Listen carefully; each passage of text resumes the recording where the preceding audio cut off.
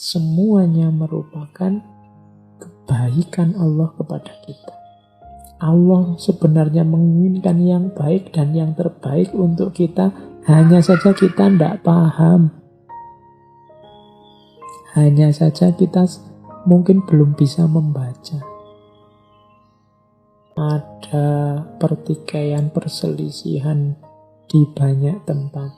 Tapi orang-orang yang husnudzan pada Allah, ini pasti skenario-nya Allah untuk tujuan yang baik. Untuk hasil yang baik. Hanya saja kita manusianya belum paham. Insya Allah nanti buahnya baik.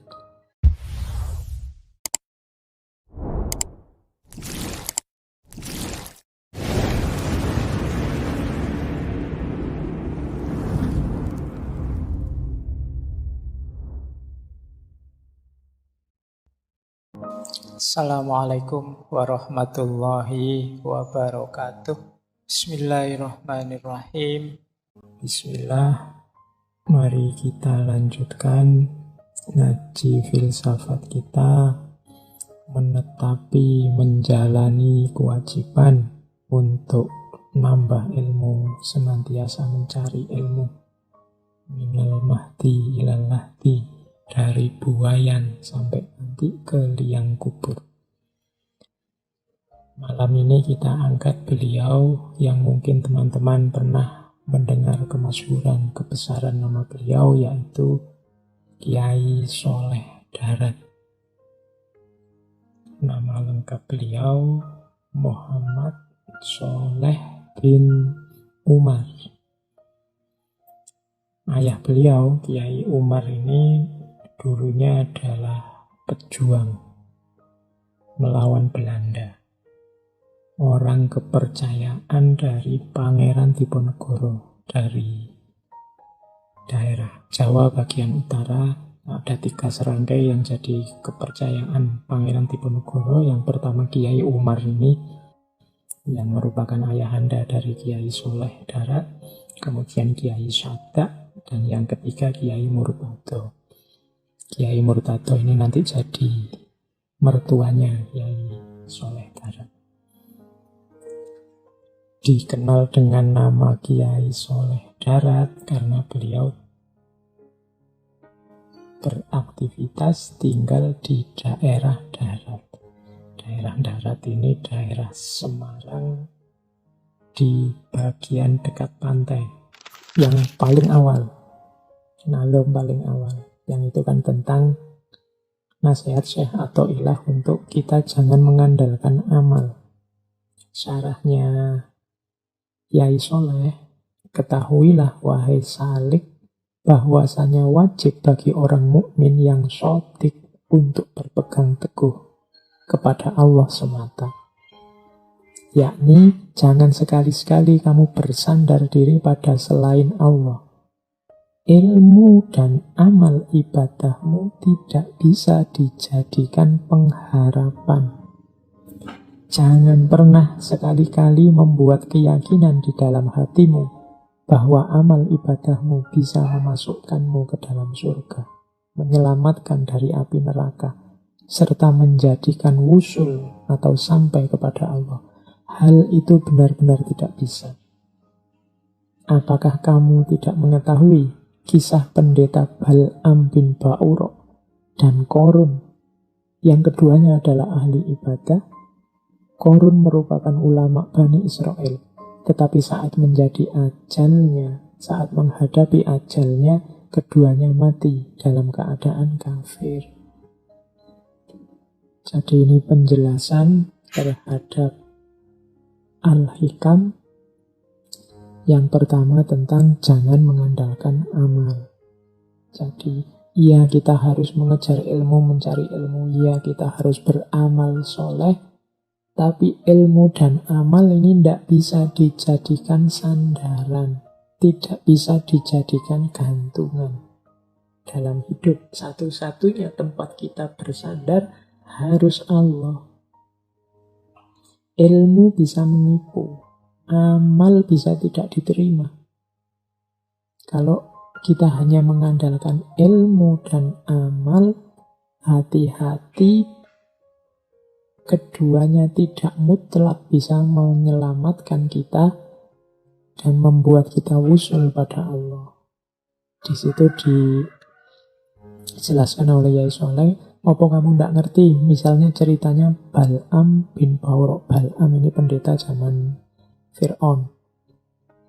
Jadi Bal'am ini agamawan pendukung status quo-nya Fir'aun. Korun, kalau Korun kita ngerti bagaimana beliau konglomerat yang kalau katanya Kiai Soleh awalnya ulama, tapi gara-gara hartanya baik Bal'am maupun Korun nanti akhirnya mati kafir. Bal'am karena ilmunya, Korun karena hartanya, dua-duanya malah celaka. Jadi iya, kita harus bekerja, beramal, kita harus mencari ilmu, tapi ilmu dan amal jangan dijadikan sandaran. Akhirnya baik iman maupun kufur, masuk surga atau masuk neraka, itu semua adalah karunia dan keadilan dari Allah semata. Sama sekali bukan karena ketaatan dan kemaksiatan setiap insan. Yang benar adalah ketaatan dan kemaksiatan itu menjadi tanda bagi orang yang akan masuk surga atau masuk neraka. Jadi kalau ada orang kok rajin sekali cari ilmu, rajin sekali ngaji, ini adalah anugerah dari Allah dan tanda bahwa insya Allah besok dia selamat. Bukan karena ilmunya, tapi karena kesadarannya bahwa ilmu itu adalah anugerah dari Allah. Karena hidayah yang dibukakan oleh Allah padanya sehingga dia mau untuk menempuh jalan ilmu. Jadi justru kalau ada orang taat, ada orang istiqomah, ada orang rajin ibadah, itu adalah anugerah dari Allah yang menjadi tanda bahwa orang ini nanti akan selamat dan dicintai oleh Allah. Kalau orang bersandar pada amalnya, bersandar pada ilmunya, menunjukkan orang ini merasa bahwa ilmu dan amal itu hasil karyanya sendiri. Sehingga terus dia bergantung pada itu. Kalau orang sadar bahwa ilmu dan amal itu hakikatnya adalah anugerah dari Allah, hidayah yang diberikan dari Allah pada kita, orang ini tidak akan bersandar pada amal dan ilmunya, tapi langsung sandarannya pada Allah. Jadi rahasianya di situ. Orang yang bersandar pada amal dan ilmu menunjukkan orang yang belum sadar, orang yang masih merasa hebat, merasa dia mampu. Oke, jadi jangan mengandalkan amalmu. Terus, nah selanjutnya bagaimana? Apa kalau gitu tidak usah beramal saja lah Pak, tidak usah berusaha saja lah Pak, pokoknya kita hidupnya dipasrahkan pada Allah saja 100%. Tidak begitu juga. Nanti ada di kaidah selanjutnya dari Al-Hikam ada syarah dari Kiai Soleh begini. Keinginanmu untuk meninggalkan kasab atau usaha mencari ridho Allah, padahal Allah telah menempatkanmu pada makom kasab itu, termasuk syahwat nafsu yang samar. Boleh jadi keinginanmu untuk meninggalkan kasab atau usaha, padahal Allah telah menempatkanmu pada makom kasab, adalah keinginan nafsu agar engkau dianggap oleh masyarakat sebagai orang yang zuhud. Dengan demikian, engkau termasuk orang yang tidak mempunyai tata krama kepada Allah, karena engkau tidak mau menerima apa yang sudah ditentukan oleh Allah untukmu. Engkau menjadi orang yang melampaui kehendak Allah. Adapun tanda bahwa engkau ditempatkan pada makom kasab itu adalah dengan wujud selamatnya agamamu. Engkau tetap berusaha, tetap melakukan ibadah, sholat berjamaah, mengaji, memperbanyak ketaatan, sekaligus bekerja memenuhi nafkah keluarga.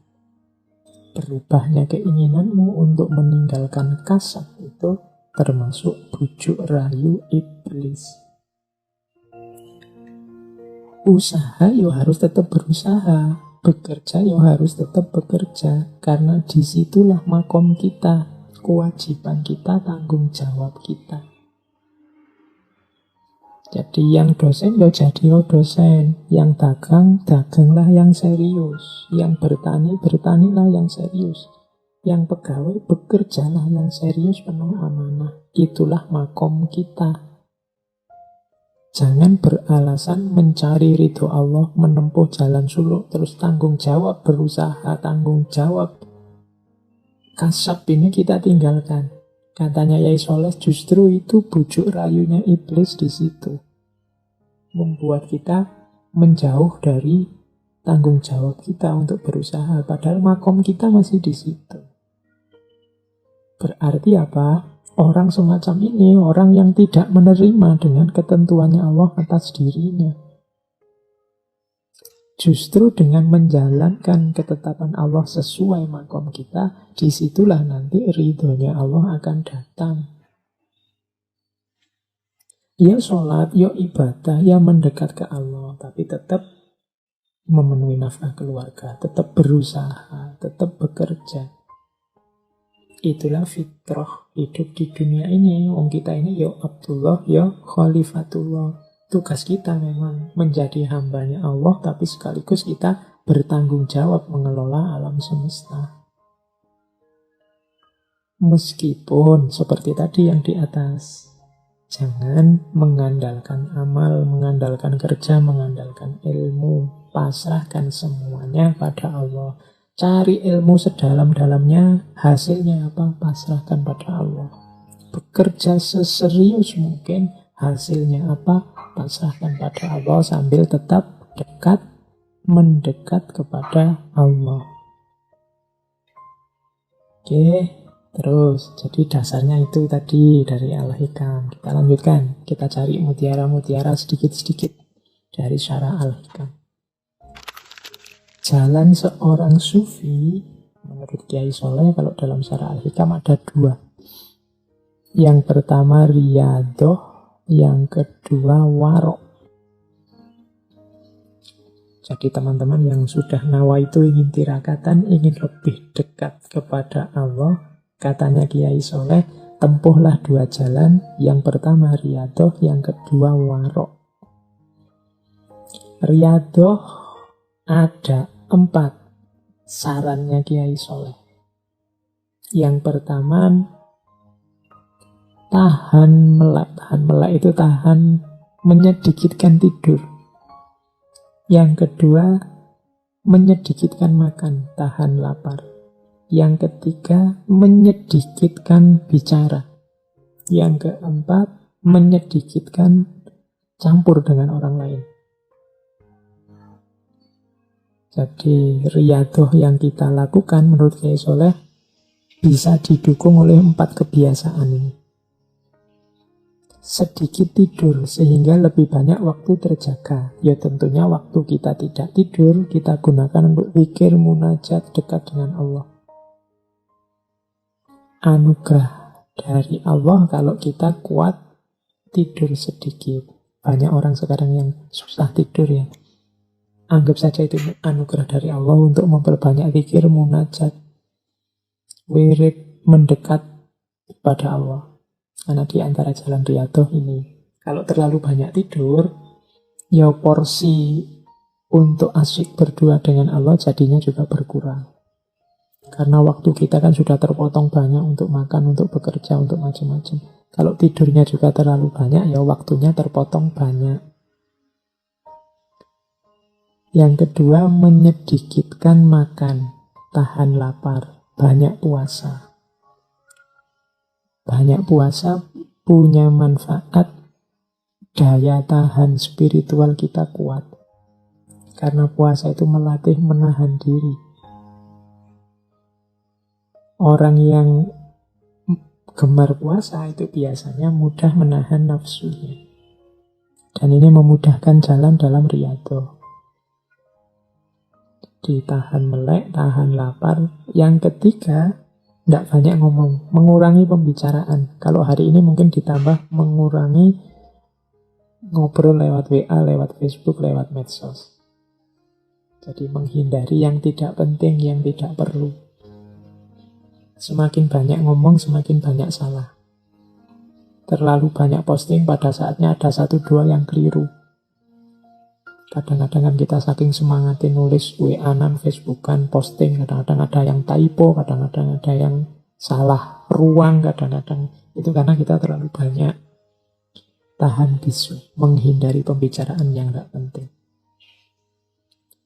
Yang keempat, tahan berpisah dengan manusia. Maksudnya memperbanyak kebersamaan dengan Allah dalam rangka menyegarkan jiwa, dalam rangka mengheningkan batin. Karena kalau terus-terusan kita terjun ke tengah keramaian, itu biasanya susah untuk menemukan keheningan. Cari waktu untuk kita berdua dengan Allah saja.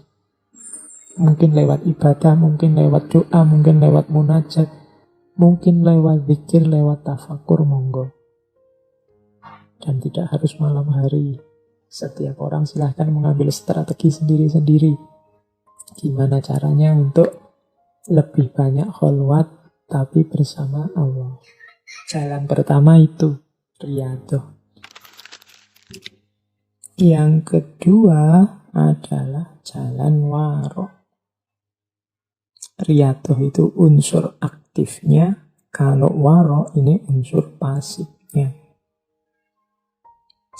Unsur pasifnya apa waro itu?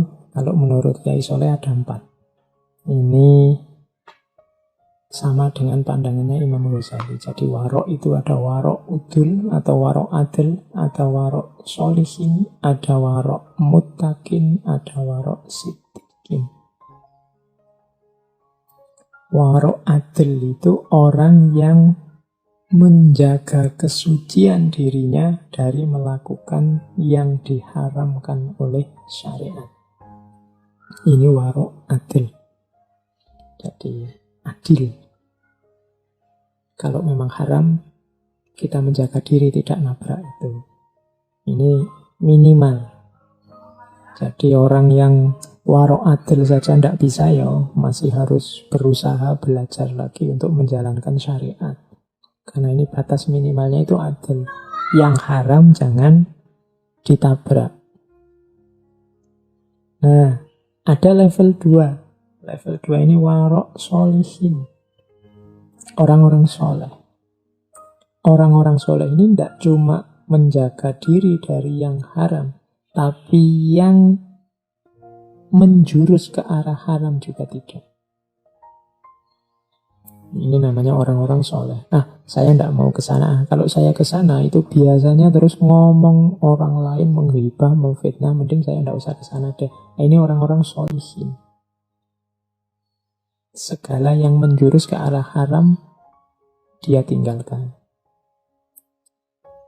Ada lagi warok muttaqin. Warok muttaqin ini orang yang menghindari sesuatu, meninggalkan sesuatu. Sebenarnya sih masih syubhat, apa halal apa haram ya tidak tahu. Tapi khawatir saja kalau memang itu nanti haram. Jadi ini namanya warok muttaqin. Bagi orang biasa ini sebenarnya masih mubah saja, boleh saja, wong ya tidak jelas haram apa halal apa makruh. Kalau bahasa agama namanya syubhat. Orang muttaqin ini bahkan yang syubhat sekalipun dia tinggalkan karena khawatir nanti Allah tidak suka, karena khawatir kalau nanti ternyata memang haram. Nah, ini orang-orang muttaqin, mirip dengan yang sholihin tadi. Nah, ada juga warok siddiqin. Warok siddiqin ini, kalau tadi kan yang muttaqin, yang syubhat.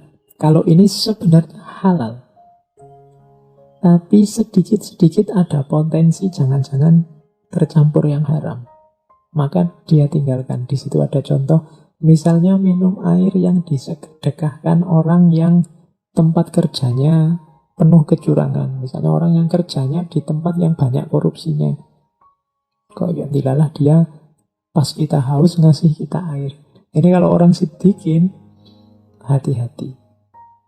Janganlah nanti jangan-jangan tergelincir pada kecampur dengan yang haram. Misalnya pejabat atau pegawai dapat mobil dinas. Ini diberi mobil kan kepentingannya untuk kepentingan dinas. Nah, kalau orang-orang sidikin ini, yang warok sidikin ini, mending sudahlah mobilnya ditaruh kantor saja. Ya dipakai kalau waktu kerja di kantor, pasti kepentingan kantor. Kalau di rumah khawatir kecampur dengan kepentingan-kepentingan rumah.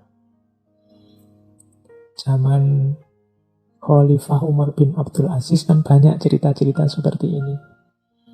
Lagi kerja di kantor, pakai lampu kantor, tiba-tiba istrinya datang, lampunya dimatiin. Karena khawatir, wong ini lampu dibayar oleh pajaknya negara, untuk kepentingan negara. Kalau istri saya datang, pasti kepentingan keluarga, kepentingan pribadi. Maka lampunya dimatikan. Nah, ini jenis orang-orang sidikin, menjaga diri. Nah, saya tidak tahu teman-teman ada di level kewaroan yang mana. Ya paling tidak yang paling bawah, yang adil itu harus kita jalankan. Jangan sampai nabrak yang haram. Syukur bisa naik solihin, bisa naik muttaqin, bisa naik siddiqin.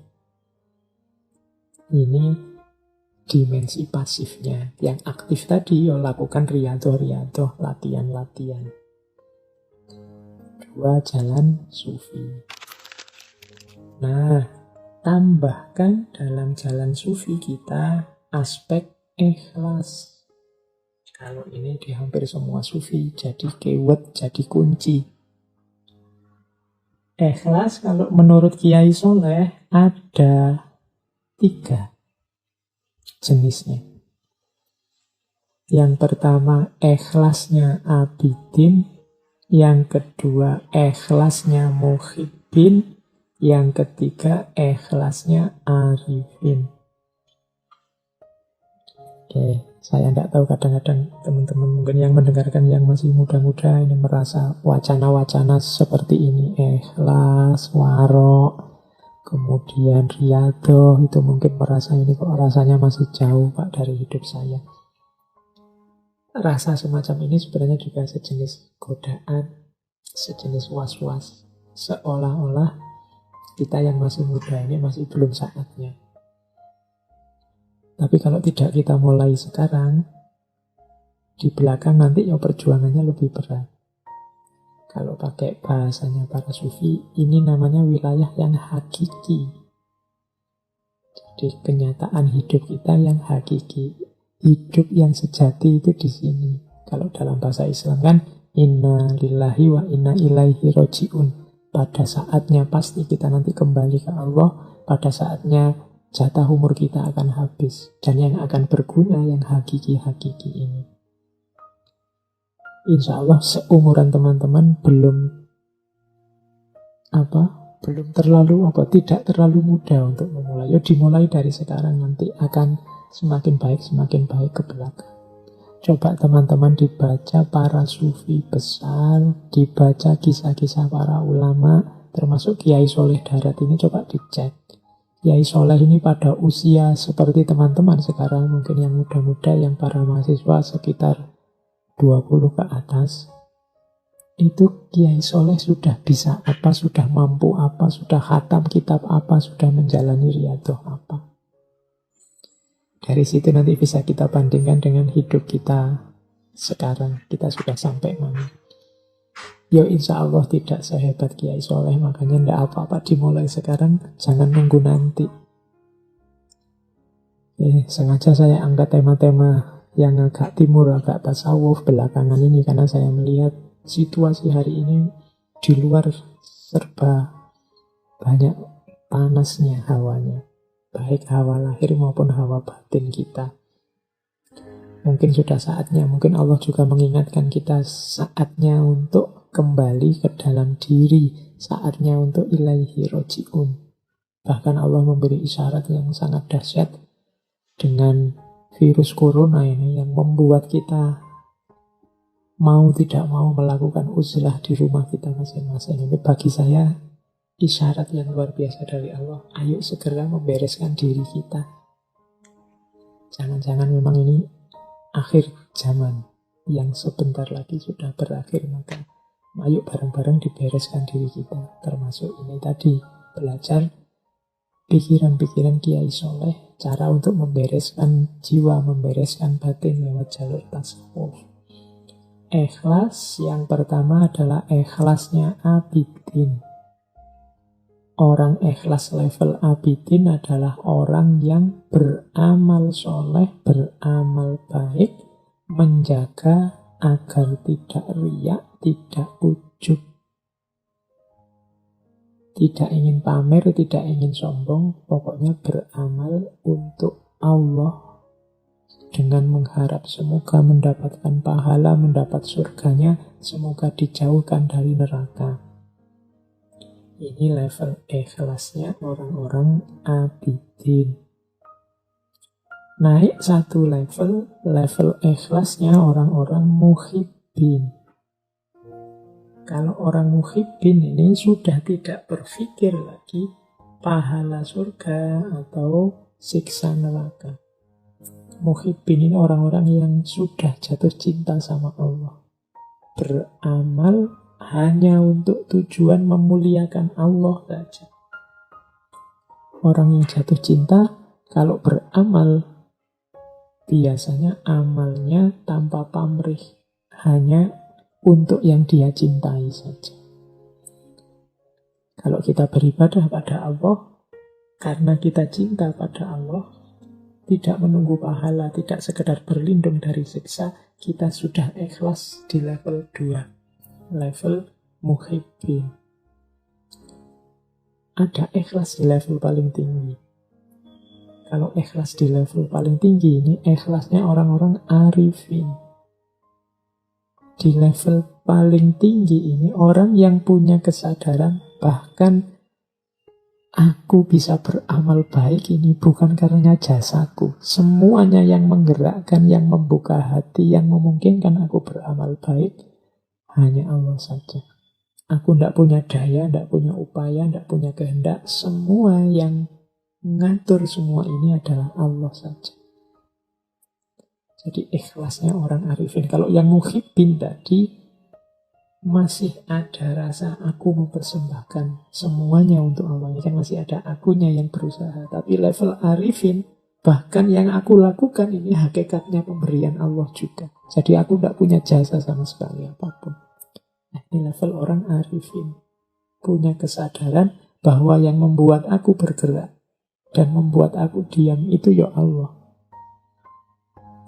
Tidak sekedar mempersembahkan perbuatan untuk Allah. Seperti di orang-orang muhibbin. Atau mengharapkan pahala dan menjauh dari neraka. Seperti di orang-orang abidin. Maka orang-orang arifin ini di antara cirinya selalu bersyukur. Alhamdulillah Allah menakdirku jadi orang yang taat, jadi orang yang patuh, jadi orang yang mau beramal soleh. Karena ada orang lain yang digaris untuk melakukan yang sebaliknya. Nah, itu cirinya orang arifin. Jadi ikhlas ternyata ada 3. Maka teman-teman tidak usah khawatir, Pak, kok saya masih incerannya surga ya Pak, masih tidak ingin masuk neraka ya Pak. Tidak apa-apa, itu pun sudah ikhlas. Meskipun ikhlas level abidin.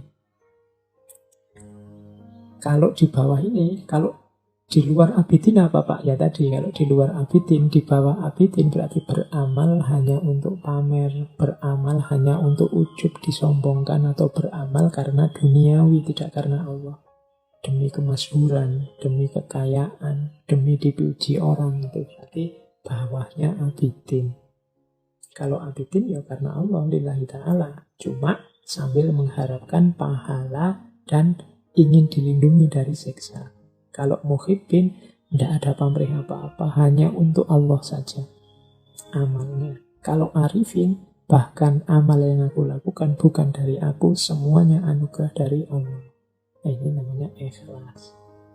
Jadi menempuh jalan sufi lewat riyadhah, kemudian menjaga diri lewat warok, dan semua itu dihiasi dengan ikhlas. Terus selain ikhlas, nanti dalam syarahnya Hikam ada juga pandangan tentang kita harus selalu husnudzon pada Allah. Biasanya kebutuhan husnudzon ini dirasakan saat kita dapat musibah, dapat bencana, dapat kesulitan. Banyak orang yang bertanya-tanya, apa salahku, apa dosaku, kok Allah tega memberikan cobaan ujian seberat ini. Nah, itu yang kurang apa? Kalau ada pandangan semacam ini berarti dia tidak husnudzon kepada Allah. Dianggapnya Allah punya motif buruk, punya niat buruk. Padahal Allah itu Rahman Rahim. Allah itu tidak cuma sayang pada kita, tapi maha sayang. Berarti pasti Allah tidak menginginkan yang jelek, yang sengsara, yang menyusahkan untuk kita. Hanya kita saja mungkin yang salah paham atau kita sendiri yang milih susah, milih sengsara. Nah, husnudzon kepada Allah menurut Kiai Soleh ada 2 level. Ada level awam, ada level khawas.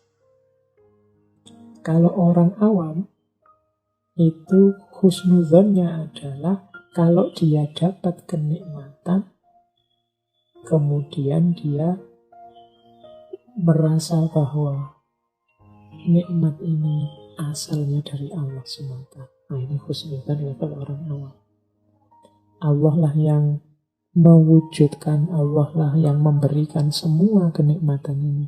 Makanya cirinya, buahnya husnudzon di level awam itu syukur dan mengharap rahmatnya Allah. Jadi orang awam berhusnudzon pada nikmat yang diberikan oleh Allah. Nah, ada yang lebih tinggi, yaitu husnudzonnya orang khawas, orang-orang khos, yaitu yang melihat pokoknya Allah ini maha sayang, maha cinta kepada hambanya. Meskipun yang kita rasakan ini sengsara, yang kita rasakan ini kesulitan hidup, yang kita rasakan ini ketidaknyamanan hidup, orang yang husnudzon di level khos ini menganggap bahwa semuanya merupakan kebaikan Allah kepada kita. Allah sebenarnya menginginkan yang baik dan yang terbaik untuk kita, hanya saja kita tidak paham. Hanya saja kita mungkin belum bisa membaca. Ada corona, ada macam-macam bencana, ada pertikaian, perselisihan di banyak tempat. Tapi orang-orang yang husnudzon pada Allah, ini pasti skenario-nya Allah untuk tujuan yang baik, untuk hasil yang baik. Hanya saja kita manusianya belum paham. Insya Allah nanti buahnya baik. Nah, kalau yang level 2 ini orang khos. Kalau orang awam biasanya lebih mudah husnudzon pada yang wujudnya nikmat-nikmat. Tapi kalau orang khos, apapun wujudnya, apakah itu nikmat, apakah itu dirasakan menyusahkan, semuanya dianggap buahnya kasih sayang Allah yang pasti hasilnya nanti kebaikan. Kalau tadi yang orang awam melahirkan syukur nikmat, kalau yang husnudzonnya orang khos melahirkan rasa cinta, rasa percaya, rasa tawakal kepada Allah. Orang yang husnudzon itu enak, tidak mudah mengeluh, tidak mudah susah. Ada orang maki-maki dia, kalau dibaca husnudzon, itu orang ini ternyata perhatian padaku, ternyata dia juga sayang padaku, makanya dia sebut kesalahan-kesalahanku sehingga semoga besok aku bisa memperbaiki. Ini perspektif husnudzon. Kalau orang perspektifnya suudzon, bahkan orang ngomong baik sekalipun dicurigai. Wah, jangan-jangan orang ini muji-muji aku, tapi nanti di belakangku menjelek-jelekan aku, atau membuat aku terlena sehingga nanti dia bisa ngalahkan aku, atau sebenarnya dia iri sebenarnya. Cuma itu basa-basi saja. Ini orang yang perspektif suudzon. Biasanya lebih tidak tenang, lebih stres. Apalagi kalau suudzon pada Allah, suudzon pada manusia aja membuat kita galau luar biasa. Kalau kita suudzon pada Allah, lebih galau lagi, karena tidak mungkin kita bisa mengalahkan Allah. Maka Kiai Soleh memberi saran, sufi kita dihiasi dengan keikhlasan, dihiasi dengan husnudzan kepada Allah, sambil tetap menjalankan riyadhah dan warok.